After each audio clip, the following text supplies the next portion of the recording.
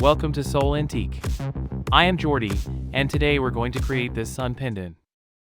This pendant requires a grooved stone, such as the obsidian I'll be using for this tutorial. This is the first coil we'll be crafting. I'll be using 3 pieces of 22 gauge brass wire to complete the pendant, but you're welcome to use any other metal or gauge between 20 to 24. We'll begin by using the round nose pliers, ensuring we maintain tension on the wire, pulling it with the pliers from our thumb. As you can see, I'm securing the wire with my left thumb while I pull it with the pliers during each movement. I aim to create half or less than half of a loop with each wrist motion. This technique not only helps shape the wire but also safeguards our wrists from potential strain. The initial steps of this pendant are identical to the first one we covered in previous tutorials, but with a slightly added level of difficulty. The key difference lies in the insertion of lightning rays between the mountains. To achieve this, we'll guide the wire upwards to a height of 1 or 2 imaginary loops above the mountain. For instance, if the mountain comprises 4 loops in height, the lightning rays should span 5 to 6 loops high, forming a straight line. If you missed the first tutorial, you can find it by clicking the card in the top right corner of the screen.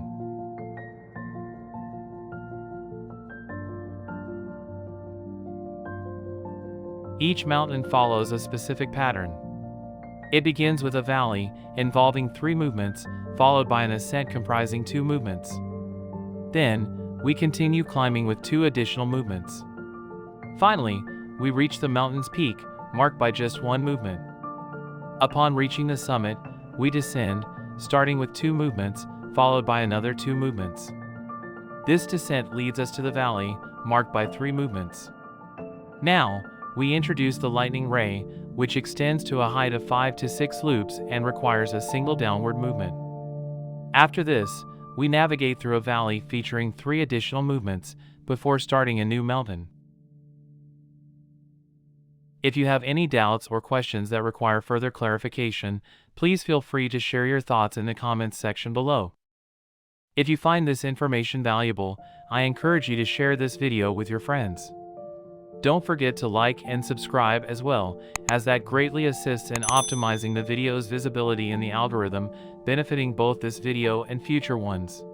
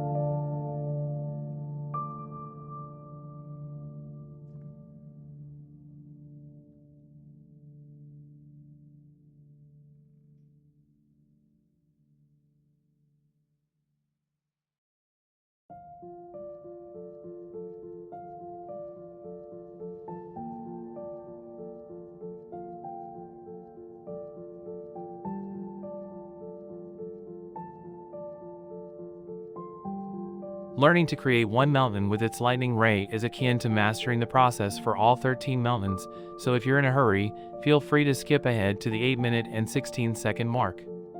Now, let's proceed with cutting the first wire. As I emphasize in every tutorial, it's vital to grasp the technique of cutting wire using only the round nose pliers. This cutting method proves valuable for numerous pieces in traditional wire wrapping. Although it may pose some challenges initially, with practice, you'll become proficient. Begin by holding a piece of wire between your thumb and the pliers, with a gap of about 1 or 2 centimeters, roughly half an inch. Apply some pressure to the pliers, mimicking the action of cutting pliers, and commence a steady up and down motion with the held wire. Be sure to maintain a secure grip to prevent slippage. Over time, you'll find yourself cutting wire with ease. Should you encounter any difficulties, don't hesitate to leave a comment, and I'll make every effort to clarify the process or even create a dedicated video on the topic. Now, let's observe this technique in action with our pendant. Securely grasp the wire, then execute the up and down cutting motion. And there you have it. The wire is cut. Now, let's proceed to cut the second wire. We'll trim a length of wire equivalent to roughly 1 palm's length or approximately 8 inches, employing the same cutting technique you've just learned. You can use regular cutting pliers or employ this new method you've acquired. We'll begin by threading the second wire through the first loop of the initial wire. Then, we'll bend this second wire and cross it 2 or 3 times. Afterward, we need to verify if the size is appropriate and sufficient for the stone to fit snugly into the loop. Using flat pliers without teeth, I'll continuously turn the second wire until the stone is securely held. During this phase, it's crucial to apply tension without exerting too much force to avoid snapping the second wire. Once we're certain that the stone is held firmly, we'll proceed to work on the third wire, which is the smaller one. Using the round nose pliers, I'll create approximately 6 or 7 loops. Here's a tip: when I finish turning, I ensure that the wire's starting point is on the back part of the loop. On the front part, I leave around 1 centimeter or slightly less than half an inch, as this will become a petite decorative spiral.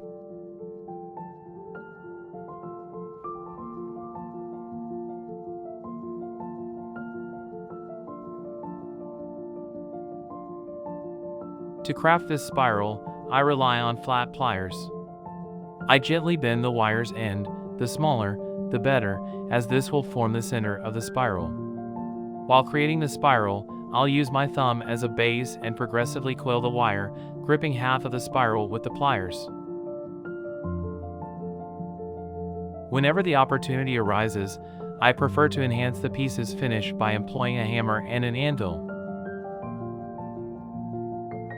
For most of my spirals, I utilize this technique to flatten and refine them. Now, we'll conceal the knot of the second wire beneath the coil we've just created with the third wire. Gently pull the coil down until the spiral is positioned above the stone. The next step involves taking one of the wires backward. To cut this wire, we'll use cutting pliers, as it would be challenging to cut it using the other technique due to inadequate grip. Following the cut, we'll once again craft a spiral using flat pliers. This part presents a bit more difficulty as we can't hold the wire as easily. Following the hammering, we'll proceed to gently bend the spiral using flat pliers without teeth. Now, using the round nose pliers, we'll create 2 loops as close to the second wire as possible. Unfortunately, I wasn't able to capture a clear video of this step, but you can refer to previous tutorials as the movement is exactly the same. Grab flat nose pliers and guide the wire once around the loop. Then, use cutting pliers to trim any excess wire. Afterward, press the wire inside to prevent any sharp edges that might scratch. Finally, employ the round nose pliers once more to ensure the loops are well centered.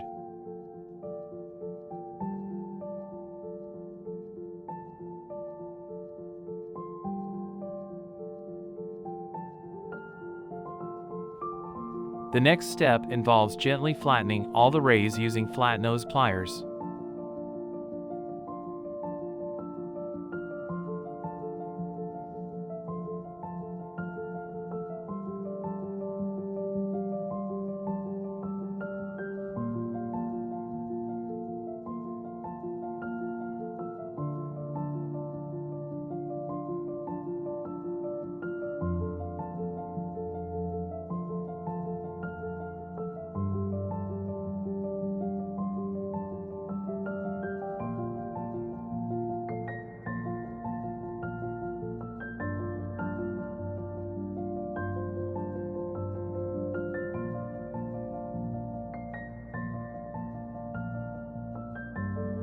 Following this, we will use the round nose pliers to create the zigzag movement for each ray.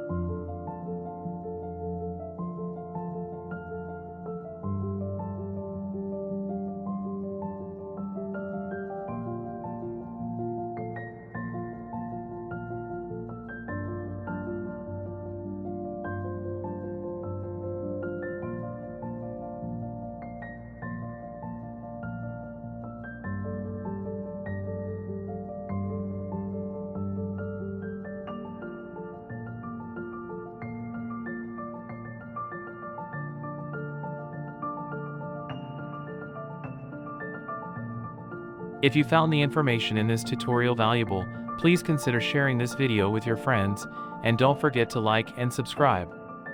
I would also like to express my gratitude to my patrons, as their support motivates me to continue enhancing my videos. If you'd like to become a patron and support my work, you can find the link in the description below. Thank you very much. See you soon.